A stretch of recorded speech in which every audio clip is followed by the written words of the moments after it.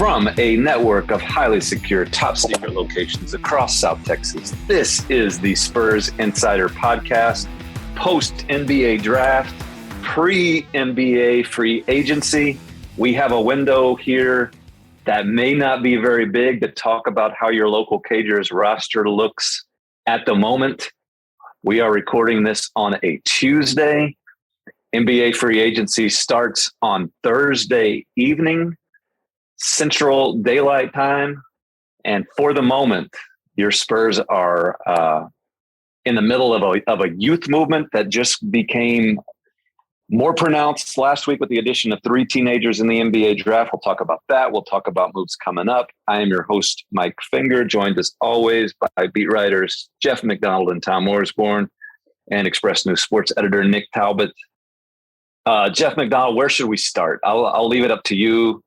What's the topic that's going to bring all the listeners into this podcast? What do we need to talk about first?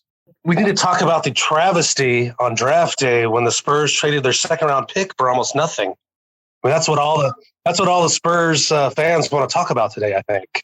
What might have been with Kennedy Chandler? What might have been? He's a smaller fella. I think that's probably why you're upset. He would have been the only Spur smaller than you, I believe, and now he's gone.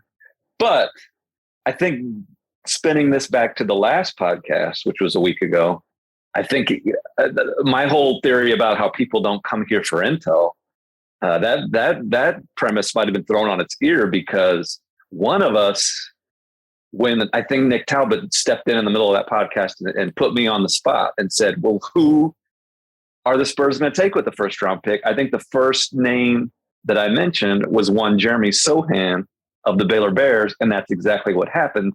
And that, if you're a fan of the local Cagers, should trouble and alarm you if I got it right. But Tom, what do you think of the cheeky Oklahoma-born Polish Englishman, Jeremy Sohan? Well, he's going to be good for us, referring to the media. But beyond that, and most importantly, he fits what they're looking for in today's NBA. They want versatile guys. He can cover the 3, 4, and 5. Can pass, can move the ball, fits into that aspect of the Spurs system. Good defender, maybe a great defender. We'll see. But yeah, he's everything that they wanted in terms of trying to find a player that really fits in today's NBA. Jeff McDonald. Yeah, I agree with that. It's very much as Brian Wright was referring to after the draft, mostly with the 2 wings that they drafted, which we can talk about later. It's really a positionless sort of game now, where if you watch the playoffs, sometimes you're playing a bunch of wings, no centers sometimes, but Sohan kind of fits into that, where he's versatile enough to play, one of 3 positions. I think Brian said they envision him playing some 3, some 4, some 5. He can guard all the positions if need be, switch, play around the perimeter defensively. Obviously, it's a guy that's going to have to probably hone his offensive skills a little bit. That wasn't really his bag at Baylor as much, at least as far as jump shooting is concerned. I think he could probably still get some stuff done in pick and roll situations right now, and around the rim right now. But the jump shot's kind of a work in progress. I think he's come to a good program to sort of hone and refine that jump shot and improve it. But it's also, it's sort of like what we spoke about last week on the podcast. Maybe not a guy that is going to, wow everyone and compete for Rookie of the Year honors in his first season, but a guy with a very high upside that you could see becoming sort of a, if not a Boris Diaw type, maybe even a Draymond Green type, where he's just does a whole lot of things for you, a whole lot of makes a whole lot of winning plays for you. So it's a pick with a lot of upside, a lot of ceiling, and it's also going to require patience to sort of look through what he can become, when he's in his 20s and not 19. In addition to all of the skills that you mentioned that draw comparisons to Draymond Green, there's also some personality similarities there too, in that if this goes well for the Spurs, Jeremy Sohan is going to be opposing teams' least favorite player on the Spurs, just because he has that Draymond-like knack of getting under opponent's skin. He can be an annoying opponent, and the Spurs have had a few of those over the years. Like, this is a more talented guy than Bruce Bowen, but this is like if you watched any Baylor this year, that there were stretches where Jeremy Sohan really didn't touch the ball for a while, and you noticed him because he was just involved, and he defended, and he agitated people. And, every team needs a player like that. And if the offensive part of it comes, if he can develop a jump shot, he has the athleticism, the upside. We talked last week about ceiling versus floor. This was not a floor pick. This was not, as Jeff mentioned, a rookie of the year candidate that's going to be at the top of the board in terms of who people vote for with the biggest stats this season. But he's the guy at that part of the draft that if you squint and try to see what he could become if all the tools come together, he's the guy that probably had the best chance of becoming an all-star at some point. I think the worst thing the Spurs could have done with that 9 pick is pick a guy who Johnny Davis. Or a guy like that who maybe is a nice role player in the NBA for 10 years. Right. They don't need that guy. The Spurs don't. They need. It's better to take a swing on a guy like Sohan or some of the other guys like him that were available at that spot. And if you whiff, you whiff. Like I'd rather whiff on a Sohan than take a Steady Eddie type at this point in the Spurs rebuilding process. Yeah. Johnny Davis has a higher probability of contributing this year, of having a 10-year productive career. But I think Johnny Davis, and I'm not picking on that kid, but just in general, to use him as an example, he has a lower probability of just becoming a franchise type player. And the Spurs did that last year with Josh Primo. I mentioned this before. They did it. That's what they still have hope in. A couple of years ago, they did it with Lukas Samanic, who it didn't work out. But I mean, they took their chance, and I think they sort of did it with we can get into the second and third picks of the first round. The guys taking it 20 and 25. I'll let y'all transition into that. But those guys also are long-term kind of upside type plays, right? Yeah, Tom wrote a nice piece on Malachi Branham. Why don't you let him break down the Ohio Stater? Yeah, he's being painted as a major steal in the draft. They had him pegged going late teens, lottery, maybe late lottery to the teens, and he fell into the lap at 20. They had talked about possibly moving up to grab him. They liked him so much. Yeah, but he's, he can shoot. He's a shot creator, 3-level scorer, someone that if that skill set is true and he can bring it to the NBA, that's something they've been missing. Devin has shown signs of being that guy, but this guy might be a little bit more dynamic. So yeah, it was a great pick. And maybe the most NBA ready of the three, or the closest to what he's going to be. Yes. I think I would say that's a definite, just because of his shooting prowess. You look at Sohan's shooting numbers, and address that he shot 30% from three at Baylor, and that's a major sticking point, and whether or not he can improve on that. Whereas Branham is at 50%, 40%. 41%, and also 83% from the free throw line. Right, pretty good indicators. Some pretty good indicators that he's going to be able to shoot the ball, and then it's just a matter of whether or not he adapts and can shoot and keep those levels that high, or within those ranges anyway. He'll be an effective scorer. I was kind of intrigued by the other pick. I just think, I've only watched all these kids a couple times, obviously, because we're not scouting 24/7. We'll see them in the in the NCAA tournament or conference games or whatever. But I kind of like what they got at number 25 too. That's a scrappy kid. Yeah, Blake Wesley is just you take a swing on him, just looking at the raw skill, not skill, but raw athleticism, physical talent, just the speed. what's the phrase Brian used? Downhill ability. That makes sense to me. And just explosiveness, but very raw still. Like, I mean, Blake Wesley wasn't a guy that is your typical one and done. He was one and done at Notre Dame, the first in school history. He's not, he wasn't a McDonald's All-American coming out of high school, wasn't a 5-star recruit. Didn't have that pedigree of the guys that normally come out after 1 year.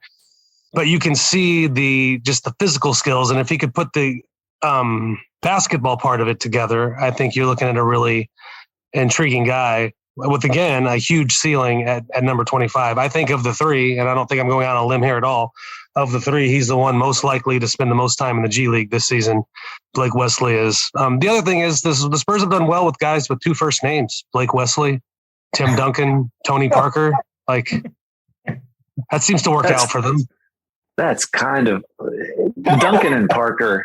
That's not a 2 first name. You obviously have not met anyone under the age of about 12. How about David Robinson? David Robinson. We could stretch this to include just about every name in the world because, okay, I'll let it slide. But that's ridiculous. Mike Finger doesn't know any children. Most of what Jeff says is ridiculous when he's not talking about the Spurs. So we have to take it with a grain of salt. Like Lorenzo Joe is a guy with 2 first names. Tim Duncan. Okay. Funniest moment of draft night. I don't know why I just thought of this, but it's something that I think the viewers / listeners will enjoy. We're at the Spurs draft party. I think Jay Billis is mentioning about somebody's pick. I can't remember whose pick it was, that the guy went to the same high school as Jimmy Garoppolo. And so, okay, that's a good tidbit. And Jeff McDonald just goes crazy. Like, why would he mention that? Like, am I going to start mentioning that another pick went to the same high school as Don Rickles or Adam Sandler? And I'm like, I don't think Jimmy Garoppolo's not that old. I don't understand why you're so upset about him mentioning that he went to the same high school as another athlete. And Jeff meekly responds, "Oh, I thought you said Janine Garofalo." I was amused by that. I feel like this is a massive invasion of my privacy right now, except for who's listening to this. Right. Well, our numbers are good, and this is a good segue here. Our producer Luis mentioned that we had somewhere between 3,000 and 3 million downloads last week for the grand return of the Spurs Insider podcast.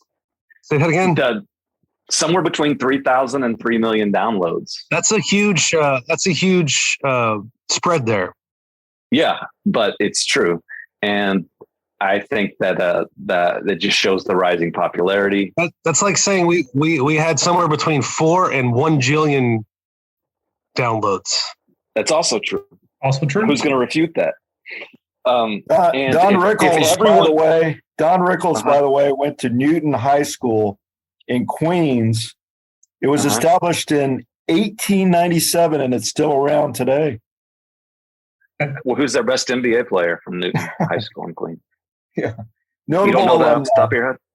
Yeah, everyone who downloads this podcast also goes to expressnews.com and subscribes to the Spurs Nation newsletter. That would just be fantastic. That's all I'm going to say. And why would they not? It's free, right? It costs you nothing.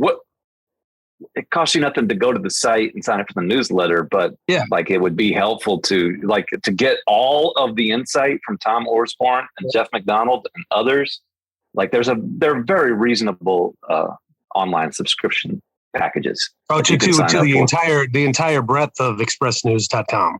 Yeah, is what you're saying. The good work that the whole staff is doing, covering not only your local Cagers, but your community, the issues that matter, all that type of stuff. I think it's a good thing to do.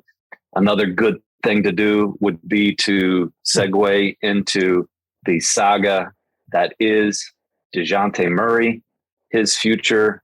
Feels like we might be burying the lead a little bit here in this podcast, to be honest. Well, again, I gave you the right. Everyone out there, rewind. Jeff McDonald just accused us of bearing the lead. And who did I give the option of deciding where we were going to start today? I think if you go back to the beginning of this podcast, I asked Jeff McDonald, where do you want to start today? He made his decision. Now, 15, 20 minutes later, he's saying we started with the wrong thing. But anyway, we can go to Dejante Murray. All right. Let's start all over from the top. Dejante Murray is the best player on the current edition of the San Antonio Spurs. He is a reigning all-star. He is a guy who is a draft, one of many Spurs draft success stories, a guy taken at the very bottom of the first round, improved every year as a Spur, turned himself into not only one of the elite backcourt defenders in the league, but a solid shooter, a playmaker, a shot creator, just the head of the Spurs snake. And for now is on a relative bargain of a contract. One of the best deals in the NBA, probably one of the best values. But in 2 summers, in the summer of 2024, he will be eligible for an extension, a new contract that could pay him around $40 million a year.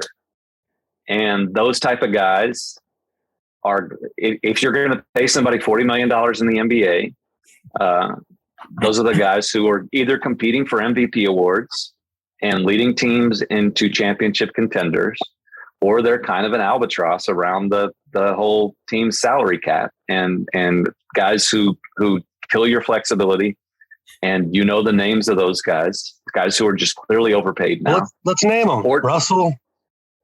Yeah, you got your Russell Westbrook. John Wall. John Wall's been that guy for a while. James Harden could be that guy pretty soon. But then you've got your guys. I mean, other guys who are in the 40 million range are right now are like Luka Doncic and Kawhi Leonard. Steph makes more than that. A little bit. Steph made 46 this year, I think, 48, something like that. So I think Steph's in the 50 something range. But anyway, the Spurs have to decide whether in 2 years that they want to pay Dejante Murray $40 million a year and give him a 5-year extension. And if that's something they're comfortable doing, if they think that this guy can be the head of the snake on a team that's going to compete for championships, then the rumblings, the murmurings around the league the past week, they should come out and refute those and say that's crazy talk. There's no way we're entertaining trade offers for this guy. Of course we want to have him around forever. And I'm sure that that's not the best outcome for everyone. The outcome that the Spurs dream of is that Dejante is that guy who is in the middle of it all when they're contenders again. But if they're not sure about that, and if someone is other GMs around the league are calling Brian Wright and saying, hey, we see the writing on the wall too, and we can offer you a slew of draft picks that really takes your rebuild to the next level. First round draft picks, maybe young players, that type of thing. I think the Spurs they owe it to themselves to at least consider that. And that's where we are as of Tuesday afternoon, June 28th, 2022. This could change in the next 2 hours. It could change in the next 24 hours, but that's where the situation stands right now. It's unclear whether Dejante Murray will be a member of the Spurs next year or not.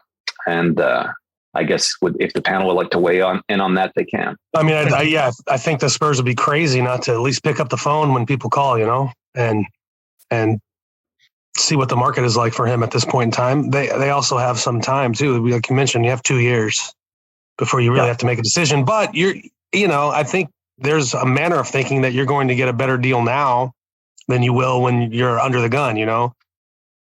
We've seen that happen before with other players. Like it's a different circumstance.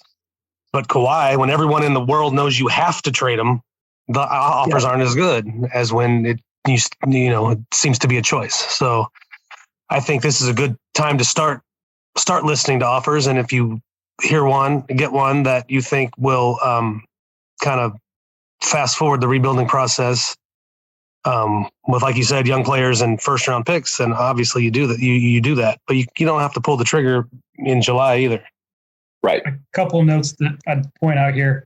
Number one, I don't think at 25 or 27 when this contract comes due that Dejante Murray would be an albatross at $40 million.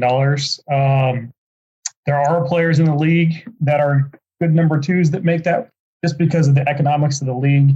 If you max out like Steph Curry, it builds on itself and he gets a higher salary. But there's also guys in the league that are number twos, such as like Thompsons and Chris Middletons, who also make close to that. I mean, Middleton was at like 36 this year. The issue with those deals, with the Klay Thompson, Chris Middleton deals, is those are guys who are on teams that already have the other. Like, that doesn't kill you if you have another one that's where you're just an over the top team or an over the cap team. You like it helped. Like, you can. The Warriors have been over the cap for years because they've decided we're just going to build around these three guys. And we're going to pay them whatever they want to make and then fill in around them with role players. Like it hurt. The 40 million hurts you. I'm not dismissing what Nick is saying. He's right. Like, the 40 million doesn't necessarily have to be MVP or albatross, but the Middleton Thompson type contracts are okay because they are playing alongside Giannis and Steph. There are very few, situations where you're paying somebody, where a team is paying someone 40 million and he's the only guy you're paying 40 million and he's either an MVP or he's hurting you, is basically my point there. And I think that's important that Nick brought that up, that there are like nuances to this. But just because Golden State is getting away with paying Klay Thompson 40 million and just because Milwaukee is getting away with paying Chris Middleton 40 million does not mean that the Spurs could get away with paying Dejante Murray 40 million if he has no help around them, because they're not going to be able to go out and sign a Giannis or a Steph once he's making that. It kind of has to be built in. I know that's sort of, like I said, nuanced and complex. It almost has to be like when they hit on one of these guys, like a Josh Primo Right. or one of the guys they just drafted, Correct. to end up being one of these guys. Correct. And that goes into the point of, well, should they just wait a year? But if you wait a year, your draft capital might not be as high. And then goes into the other thing is that they do trade Murray in this offseason. What are you next year? And are you going full tank for Wemby? Which is like what a lot of people are going to do, because that's what everyone does every year is they pick a guy and then you're tanking for this guy. But that's where it kind of puts the franchise, right? I mean, how good is this team if you take Murray off of it? I think that the answer to that is, and Wemby is an easier way to say the gentleman's name from France, who I've been told, and this is no secret, it would be a shock. And it's been a couple of years since there's been a player like this. Victor Wembanyama from France, a youngster who is the clear-cut number one player in next year's draft. There probably is not a real close number two right now. 7'2" kid, who another unicorn who can do everything. If Dejante Murray's not around, like, that's kind of what you're doing. That's you're not going to go halfway and say, hey, let's trade Dejante Murray and still sort of try to compete for a number 10 spot in the play-in or whatever. Like, if Dejante Murray, and this stinks for fans of the local Cagers. It stinks for fans of professional sports. Like, other franchises have done this, where you've discovered this kid, Dejante Murray, in this draft that other teams overlooked. You developed them. You grew to love him. He's as close with Pop as any player since the Big Three. I mean, Pop loves Dejante. Dejante loves Pop. Fans love rooting for Dejante Murray, and you should. Like, that, he's fun to watch. He is a Spurs success story.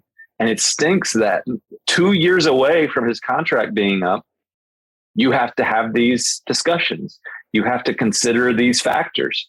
But that's just the way it works. That's the way responsible franchises operate. And again, like I mentioned earlier, you would be doing yourself a disservice if you did not at least consider this stuff.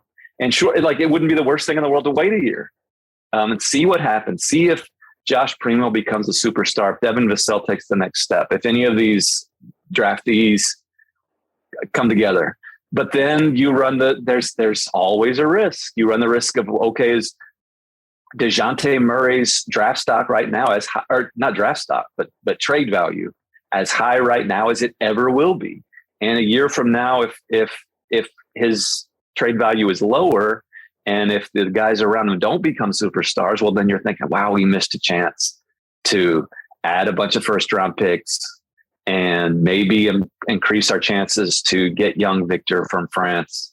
Like, what did we miss out on by not taking that offer from Atlanta or whoever in the summer of 2022? Like being a GM is a hard job. Yeah. And you're hitting on why this is hard in a small market as well, because can't count on the kind of panacea of like, well, maybe one day we'll sign LeBron or whoever is the big free, or KD or whatever. I mean, you look at, it makes like what Milwaukee did to win a title pretty remarkable. Like, you have to hit on that guy at 15 and then people will come and fit around that. But you have to have that guy first. And you look at it and how all the timing has to line up for all that. I always think, when I think about small market teams trying to build a championship, I think about like Oklahoma City and drafting future MVPs in 3 successive drafts and still couldn't get it done and had to get rid of all of them. And that's almost the more likely scenario of having to keep continually cycle through these guys for a small market team like Oklahoma City or the Spurs when they're trying to rebuild, than it is that you hit on the Giannis and you get the second fiddle in Chris Middleton, and then you're able to slot guys in that want to come play with those guys. So it's just a really difficult job to do when you don't have the big, like, shot in the arm where, you can go out and sign the big free agents when they come available. Yeah, you can't fault Brian Wright at all for entertaining the offers, trying to drive them up, asking for a high price. It'd be malpractice if he didn't do this. Do any of you all have an opinion on, and this is not Spurs Insider reporting that John Collins has been mentioned, but I believe from what I've been able to gather, like that has happened. Like the John Collins name has come up with the Spurs and the Hawks, and the John Collins name has kind of been out there with the Spurs for a couple of years, going back to whenever the Hawks were trying to decide whether to extend him. But I'm just going to throw out there, would you rather have if you're the Spurs, would you rather go after a deal that includes a player like John Collins, who plays a position of need for the Spurs? He would slide right in at the 4. He's under contract for, I believe, 5 more years, and not an outrageous amount. And would you want Collins plus like a first round pick or a package built around that? Or would you rather just completely punt that young player in return and say, we don't care who you send back. We want all first round picks. We want 3 first round picks. We want everything in draft capital, and then just give us like a Danilo Gallinari to make the salaries match, where we're just going to completely tank. We're going to completely go to the bottom, go after young Victor next year, somebody like that, start all the way over. Or would you rather kind of stay in the running when think that maybe John Collins becomes a future centerpiece that you can build around for several years and do it that way? What has more appeal to you guys? This is the main reason why I have not been hired to be an NBA general manager is I don't know. Like, I see the benefits, I see the pros and cons of both, and I would be just paralyzed at the choice. I mean, John Collins does seem more like a win now type of move, whereas if you're trading Dejante, you're not trying to win now. Right. Right. But I could, did he's you say he's under contract for 5 years? Yeah. So, and how old's John Collins? I should know this off the top of my head, but younger than Danilo Gallinari would be the other guy that because he doesn't have a guaranteed contract. I am of the mindset if they trade. Our listeners are screaming at us right now. I don't know if like Collins gives you what you. I mean, he'll be 25 next season. Yeah, so he's 1 year younger than Dejante. I don't know, even though he signed, I don't know if he gives you what you need. He's an okay number 2, 3 guy, but I don't know if he gives you what you need if you're going to rebuild like that, and you're just going to win more games. So yeah, if they can get, I would be on the side if they can get Danilo Gallinari, waive him. I think his guarantee is only like $5 million, which saves you another, 15 million or whatever, and then get 3 or 4 picks, because Collins in 1 pick isn't enough. I think Murray's worth more than Collins now, especially with the way Murray has played this over the last year versus how Collins has played. Even though I've been really high on Collins, I thought Collins would be a great fit next to Murray. But if you're going to put them next to each other, that's good, and you can build something there with all the young guys you have. But apart, I just don't see the point. The last time the Spurs had to trade an all-star, and again, the circumstances were different, they kind of opted for, trading for players that could keep you relevant now, good players. DeMar DeRozan was the centerpiece of that deal when they traded Kawhi, and I think trading Murray in a deal that would include Collins might be a version of that, where you end up just sort of in purgatory still. The other mitigating factors you're talking about there are they were over the barrel in terms of having to do it that month, basically. And LaMarcus Aldridge was around, so you had to, it made no sense to completely start over when you still had LaMarcus Aldridge. You still had a handful of veterans that were like they had not started the youth movement yet. Yeah, right. In this case, once Dejante Murray is gone, you are youthful. With Dejante Murray here, even with him here, the median age on this team is 22. I suppose that was my point. If going the Collins route would be just kind of rehashing a route you've already been down before, and probably makes less sense now than it did then. But devil's advocate, John Collins is much younger than DeMar DeRozan was at the time. And John Collins, if you really like him, and I have no strong John Collins opinion, but if you really like him and think that he can take another step and become one member of a big three type, probably not the one or the two, but maybe the three, he fits into the rebuilding. You see what I'm saying? It wouldn't, you have him for 5 years. Right, let's do it. He's 24 years old. And this is why let's do it. That's why it's so hard to be Brian Wright, because I can see the arguments either way. And they don't have to take the Atlanta deal. I mean, there's lots of teams in the league that would be interested in Dejante Murray. It just seems like Atlanta's the one that's been creating the most buzz.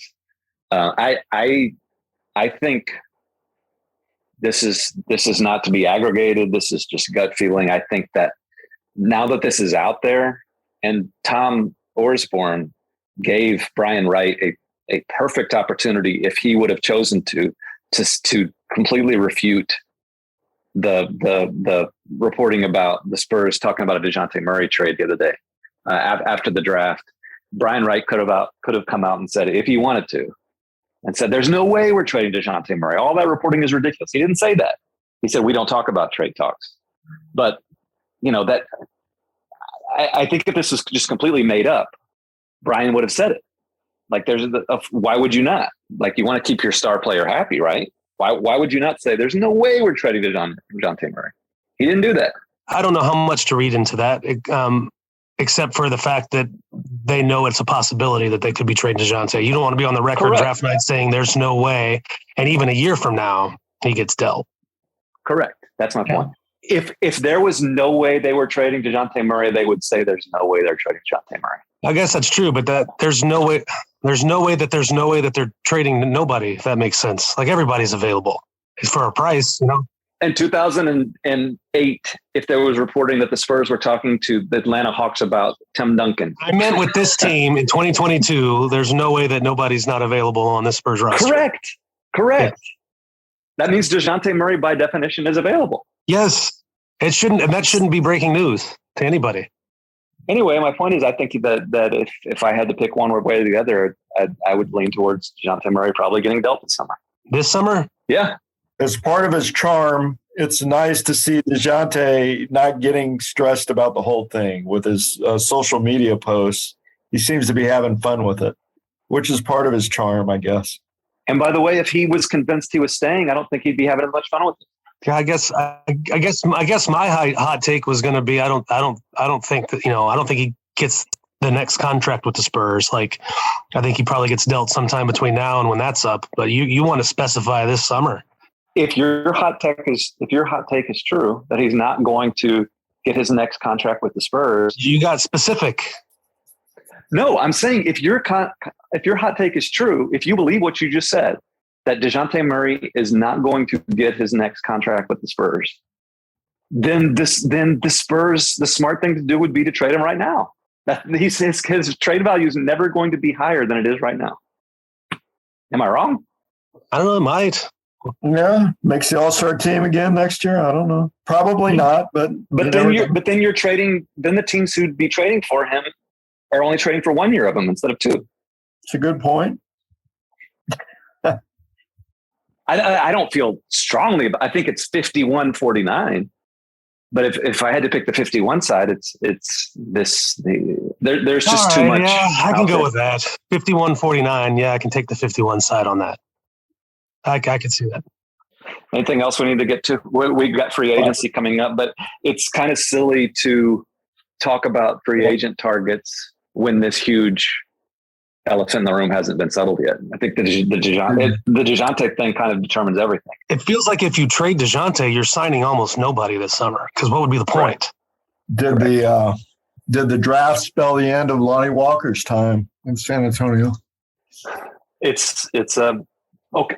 This is where I think the Dejante, and I think I'm writing this when we get off this podcast, barring a change of heart or breaking news. But the only way I see it making sense for the Spurs to extend that qualifying offer to Lonnie Walker, which I believe the deadline is Wednesday. If they extend the qualifying offer, he becomes a restricted free agent, which means the Spurs can match any offer to him. The only way that makes sense is if that was too strong. One of the ways that would make sense for them to do that is if Dejante's gone, because and if like guards aren't coming back, because then there's room for more guards to play in this rotation. You may take another shot with Lonnie. It's not like he's killing any kind of salary cap situation. So if Dejante is on his way out, then sure, there's room for Lonnie. If Dejante's still here, and if the commitment is to build the best team that can win this season and then the next few seasons, I think that the qualifying offer makes less sense for Lonnie Walker, not only because of playing time, but also because they would conceivably need that salary cap room to go sign someone who can help Dejante Murray, whether that's like make a Hail Mary effort at DeAndre Ayton or anybody along those lines. Does that make sense? Yes, it does. You talking to me? Well, I don't know. I never know if anyone's listening. It does, Mike. Write it. Go with it. Okay. Yeah, I just think, and we've mentioned this before. So many people on this podcast wanted Lonnie to work out here, and he still might. I still think there's an avenue to Lonnie Walker returning, but to answer Tom's question from earlier, I think that avenue is narrower than it was a week ago before the draft, when the Spurs added a couple of more guards, couple more youngsters who could fit into their future in the backcourt. Devil's advocate to that, though, Jeff McDonald quoting Brian Wright, it's positionless league. So maybe there's room for everybody. We'll see. Anything else we need to get to before we sign off for the week? Big summer league starting soon, or we're going to talk about that next week? That's you and Tom. Yeah, I'll open the floor to you guys because I'm not a summer league person. You guys are going to be living it up on the Strip in Las Vegas, Nevada. What are y'all looking to see at the summer league next week? 4 first-round picks, 2 lottery picks, 2 lottery selections on the roster. They're going to be a formidable crew to deal with. Mitch Johnson's got a juggernaut. I tell you what, if he doesn't win the summer league title, I think he should be fired. I'd agree with that. I think the pressure is on. I think the pressure is on Mitch to produce. And if he doesn't win the summer league title, I think that he definitely should never coach another summer league team in Vegas again. I think he would agree that even if he wins. Right. It always goes to the junior member of the staff. Are they going to, is it going to be a Mitch Johnson, Darius Sangaila? Who else am I missing? From what I understand, it's just Mitch all the way through. No, but I'm saying on the bench next year. Oh, on the bench next year. Well, is Willis going to get a promotion? Oh, who's going to be the promoter? Yeah, well, that's something that we need to hunt down. That's something to look forward to. There's always something to look forward to. Whether your favorite player is on the move, whether a new favorite player may be coming, there's always going to be a bright side. I'm not going to overdo it this week. I'm just going to say that it's important to just find the bright side, take care of each other, and keep it real.